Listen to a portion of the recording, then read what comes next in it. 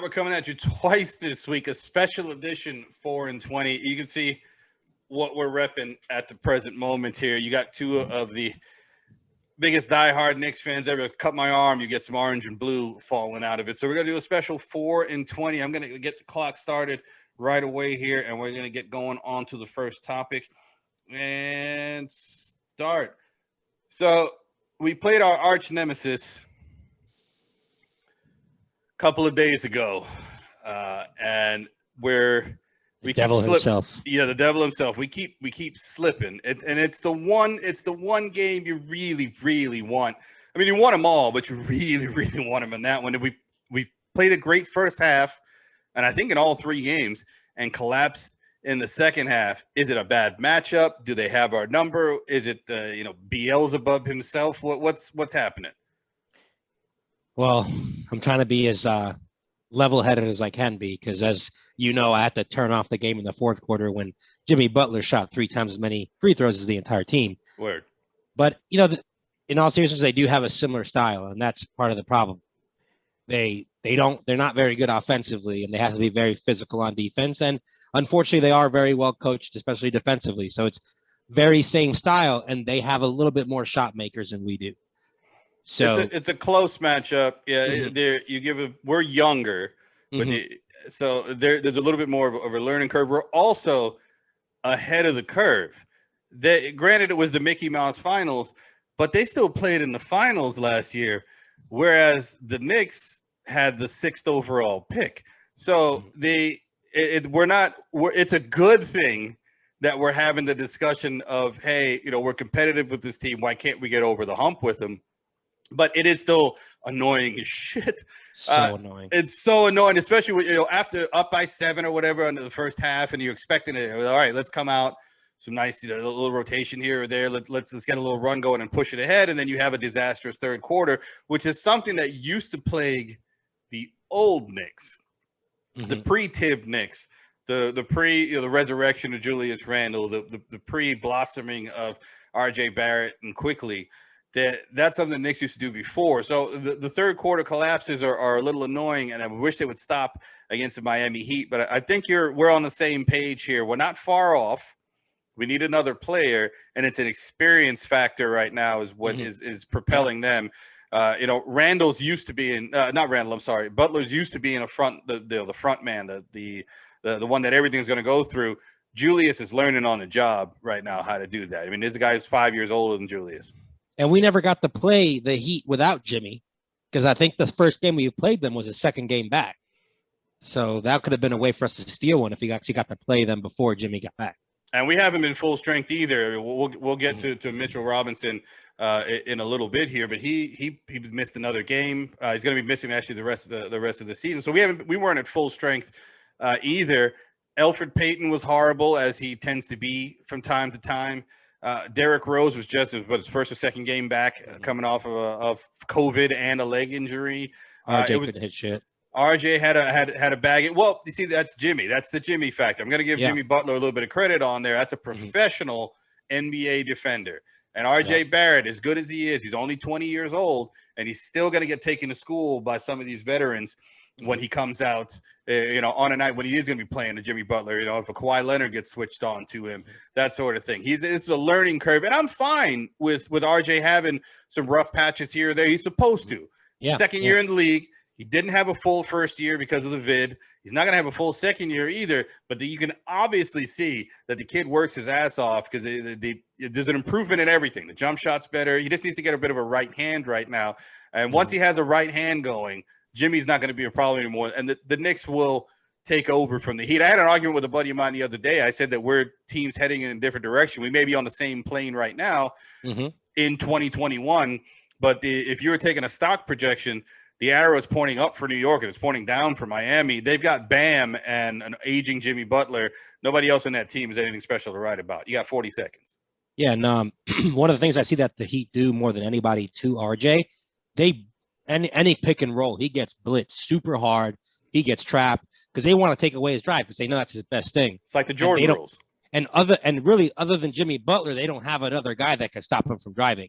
So when it's not Jimmy Butler, they have to blitz him on those pick and rolls, and they speed him up, and they do such a good job at that. He still's got to learn how to overcome that. And that is something that he will learn. Like you said, RJ, really young guy, and the jump that he made from the first year to the second year, and a lot of that I know that he was snubbed on the all rookie team, didn't get on any level of the all rookie team, which is absolutely asinine. But he said that was something that kind of propelled him and pushed him to want to play a little bit harder, to want to make sure that all those people look bad. Now, as a guy that did make an all rookie team, but is having some difficulty staying on the court right now, is it's your favorite, my favorite, our best defensive center, Mitchell Robinson. He's got a broken foot. He's going to be missing the remainder of the season.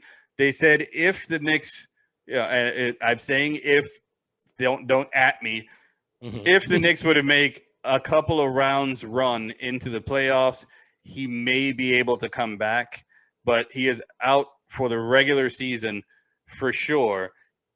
Mitchell Robinson is now, he broke his hand, and now he's broken the foot. I mean, first he needs to drink some milk. I wonder if he's vegan, if he's drinking almond milk or whatever. He needs some calcium. He needs some calcium in his life. But do we need to replace him in order to make the playoffs? Because the Knicks are in contention. Right now, they would have a playoff spot. Do we need to replace him? Do we have on the roster with Nerlens Noel, with Taj Gibson, the other bigs on the team, Obi, maybe you give some Kevin Knox some run at the 4. Do we have enough on the team right now, or do we need to go out and get somebody? So I think with what we have on the team, either not getting someone or even bringing whoever's available along, because, the names that are available are guys like, maybe DeMarcus Cousins. Well, actually, Boogie just signed with the Clippers today, literally half an hour ago. Yeah. Well, yeah, the names are limited. So I don't think his absence affects his going to the playoffs. I think where the absence will be really hurtful is if we make a play-in game. Yeah. But getting to the play-in game will still happen. It's just I think we're probably going to end up losing that play-in game because he would make a difference in like that one game scenario because he'll maybe only block 2 shots, but he'll change another 10, 15 shots. Absolutely. And he steals a lot of balls. He's just you look for him. So if you're a guy that's driving to the basket and you're looking to find out where Mitchell Robinson is. So your focus is away from actually getting the ball into the rim because you're worried about it getting sent into the 6th row. I agree with you. I think we will make the playoffs without him, and it's a 10-team field this year, which is why I'm a little more confident than I would be if it was just 8 that the Knicks would make the playoffs this year. It's going to hurt on both ends of the court. He's our best offensive rebounder. He's the best shot blocker, of course, and he's relentless energy. So is Nerlens Noel, but when you have both of them, you have that on the court at all times.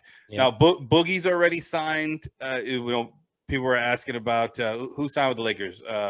Your boy out of Drummond. Drummond signed with the Lakers. They're kind of the only ones that are still out there at the present moment. So I've heard Tyson Chandler's name floated around. That just may be some nostalgic Knicks fans thinking back to 2012. I've also heard available too. Whiteside's available, and Thon Maker. Was another one of them here. Now the Thon Maker's a little intriguing to me. He's the one that you kind of have to worry about. At least is the kind of plug and play one. Tyson Chandler's really old, man. I don't know how much he can actually give anymore. And with Thon Maker, he stretches the floor at least, so he can shoot. He can shoot 3s. So I do think we need to add a big man. Because Tibbs tends to run his players out there a lot, and I don't want him to kill poor Taj Gibson with a million, and he doesn't seem to have enough confidence to play Obi at the 4 with maybe Randall at the 5, which was another option, or maybe Knox in this. I do think we need to get another big man in. My vote would be, like I said, it's just because he adds another element of stretching the court. I take Thon Maker over the other options that are out there. Whiteside probably is your closest Mitch clone of the 3 that we just talked about there, because he is that offensive rebounder, shot blocker, but he's such a knucklehead. He doesn't play with a motor either, and he doesn't play with a motor, and of course he's got the stench of that Heat jersey that he wore for a long time on him there. So I read up the Hassan Whiteside. That's a last resort for me. I'd rather the Thon Maker, or I can't even think of anyone else after that. Tyson Chandler, I don't think would be the answer whatsoever. And are we done with the buyouts? Anybody else rumored to be getting bought out, or are we finished with that for the time being? Yeah, I think that's mostly the only options that are there. The one thing I'll mention too about Whiteside that I just can't get over is this guy was a second round pick. I believe it was a second round pick, right? Or was he undrafted? Yeah. Out of I believe he was undrafted out of Marshall. He played overseas for a couple of years. He was really, really skinny when he was in college. Good shot blocker, but I remember him. He was like Marcus Camby skinny. But he told scouts he has nothing to improve in his game. He said that in interviews, interviewing for teams. It's confirmed. He said, "I don't need to improve on anything. I'm that dude." And like, no, you're not, dude. Like, humble yourself a little bit. You probably would have been a better player if he humbled himself. And Heat fans call him country strong. He's also country dumb. Yeah. I'm not Whiteside. I'm not feeling Whiteside in it. But there's a guy on the team right now that I'd love to see a little bit more production out of. It's our first round pick. It quickly went second, but very athletic man. Obi Toppin seems to be stuck in Tom Thibodeau's doghouse. I'm not sure if it's practice, if he's not playing defense in practice, or if he makes one mistake in the game, they pull him out. But we need another big man in there. We have this big man on the bench, and we need to start utilizing him in a more Blake Griffin, DeAndre Jordan type role than what they're using him in right now, whereas they're running him off it's a pick and pop they're doing right now where he's flaring out to the 3-point line, whereas I want to see him doing exactly what the picture that's up on the screen right now. Go ahead and toss that thing 11 feet up in the air, let him snatch that and throw it down on top of somebody. That gets your team fired up. That gets we have crowds back in the stadium now, gets your crowd fired up. And we spent a very high draft pick on this guy. I still think he's got a shot to be a player in the NBA. Yeah, I mean, as I was not a fan of that pick. I was much higher on you on Obi than you were. Yes. Yeah, I wanted Tyrese Halliburton, not even just because I was so convinced he's going to be a better player, but I just thought it was more of a position of need for us. And lo and behold, he is doing well on the Kings, of course. My concern. I still see the same things when I watched this film in college. The way he scored, I didn't think he was going to be able to do that effectively all the time in the NBA. He's very athletic, but he's very top heavy, which is why he struggles moving laterally to guard people, and that's why he struggles to rebound because the bigs. Because the best fit offensively for him is that stretch five, right? We can score a lot putting him at the 5, but we can't really stop anybody putting him at the 5 either. And Tibbs wants to stop people more than score anyway, so. That's why Taj Gibson plays. Yeah, he's having a hard time getting a fit on the team. I personally think he needs to gain lower body weight, man. He's very fit, but he's very, very thin lower body, very skinny legs. Yeah, put some lower body weight. He does. He's a little light in the pants, as Clark Kellogg would say. That'll fill out. I mean, I don't know. He's a grown man, whichever, but he's with NBA fitness, strength and conditioning people right now. He'll fill out a little bit more. I honestly think that they're using him wrong on offense. We've got really good passers, not even just at the point guard, with Alfred and Derrick Rose. We saw it a little bit when Derrick Rose first got there. Obi had some nice little flashes because someone was actually looking for him on the pick and roll. Quickly's a decent passer. RJ's an excellent passer. Alec Burks is a good passer.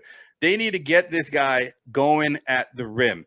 They need to watch some old Lob City tape, and they need to get this guy going to the rim. Look at that. What we're looking at in this picture right here, he's still going up, by the way. If this was video, he'd be moving up a little higher here, and that ball's already at 11 feet. So go ahead and throw that up there. If you're in a pick and roll and he's got a 2 or a 3 on him, throw it above him. They can't jump as high as he can. That gets the crowd fired up. Nobody loves an alley-oop dunk where the guy hangs on the rim, drops down, and stares at him like Sean Kemp just funked on somebody like I do, which is why I wanted Obi in a Knicks uniform so bad. We needed that extra punch there. The other thing that's holding Obi back is how good Julius Randle's been this year. Yeah. You can't take Randle off the court because he's balling so much that Toppin can't get a rhythm out there. We all Clyde says it all the time. Shooting is about rhythm. And if you can't get a rhythm when he's out there, the jump shot's never going to start falling. And he's going to continue to look like a struggling rookie that was, maybe had his peak at Dayton, whereas we need him to have his peak here in Gotham. They already have a nickname for it, the Gotham Lob. We're already throwing him. We're already throwing him to Mitch. They're already throwing them to Nerlens Noel. They need to get Obi Toppin involved so that we can get some of those highlight dunks, get the kids' confidence up. If it was a regular year where the G League was going the entire year with the NBA, I even would have suggested, send the kid down there for a couple of games to get some of his confidence up. That did that for Jared Harper, who's playing, backup point right now, and may get some minutes tonight with Derrick Rose. And, I think that the Elfrid actually ended up playing. But Jared Harper got a couple of minutes the other day. He was on the all G League team. And he's, you get some confidence on it because you get some playing time. You can make a mistake. Exactly. You can make a mistake, and you don't have to worry about that you're getting pulled off the court right away. Now, we're talking about Knicks here. We're talking about the future. Obi hopefully being part of that future. But you asked me earlier, who do I think or who do I want as far as a free agency wish list? I'm going to show you a picture here. 2 of the 3 people in this picture I would love to have on the New York Knicks next year. The one that I don't is kind of partially covered by our pictures, which actually worked out pretty well. I know one of them we'd have to do a trade for, and I've been a big Lonzo fan since all the way back at UCLA, just of how easy of a passer he is and how smooth his handle is. And then he's a big guard, which is what you need in the NBA now. We love Emmanuel Quickley, but part of his issue why he slipped to 25 is because he's a little bit small. Emmanuel Quickley was 6'6". He's probably going in the top 10. Mm-hmm. I like these 2 on here. You slide RJ to the 3. This is your new backcourt. You've got Mitch and you've got Randall up front. That's a team that's contending for something. Yeah, I mean, I don't know how realistic it would be to get Beal, just because he's also said he wants to be in DC. Maybe he's just a guy that. But maybe he's the guy that just likes the supermax deals. Or not every guy has to play to win. A lot of guys want to play to take care of their families, and I don't think we can be mad at that. And absolutely not. And I think that Lonzo is more of a Thibodeau type player than Bradley Beal. Lonzo's the kind of point guard that, that Tibbs wants. He plays defense, right? He's got the size to probably guard 3 positions. He can even guard some small forwards in the league. Mm-hmm. What Derrick Rose has done for Obi Toppin when they were playing together a little bit, Lonzo will do that plus for the entire starting lineup. We'll get the easy baskets that we're missing. Yeah, he's an instant upgrade in transition, 100% instant upgrade in transition. And his one super knock was that he couldn't shoot. But he can now. And he got in the lab, just like our boy RJ, who couldn't shoot last year either, got in the lab, started knocking down some jumpers, and his stock is continuing to rise. The nice thing is that he actually – he can't come out and say it himself, but there have been rumblings that he actually does want the spotlight of New York. And no, he definitely does. He's that kind of guy. And that's one of the things that you need when coming to New York. It's why the Knicks fans love Carmelo Anthony so much, is Melo wasn't afraid to come here. Melo didn't have to team up with Bosh and Wade and go down to a ready-made team. He came and he tried to make something with a broken down Amari Stoudemire. And I still say, if we had kept Chauncey Billups on that team, the Knicks do something the second year as well. They needed to keep Chauncey Billups. That buyout was absolutely one of the worst personnel moves the Knicks have made over the last 20 years on a list of really bad personnel moves. But Lonzo wanting to play in New York, not being afraid of the spotlight. You played in L.A., and you didn't play well in L.A. So you're in L.A., you didn't play well, you handled that pressure. Come to New York, homie. Win in New York. CeCe Sabathia said it. It's different than winning anywhere else. You win in New York, you're ascended to God level. And another thing, which I actually kind of see as a positive, I want his dad to come in and talk a whole bunch of shit and be on the news, because then if Dole never fucks up again, that's secondary to LeVar never losing.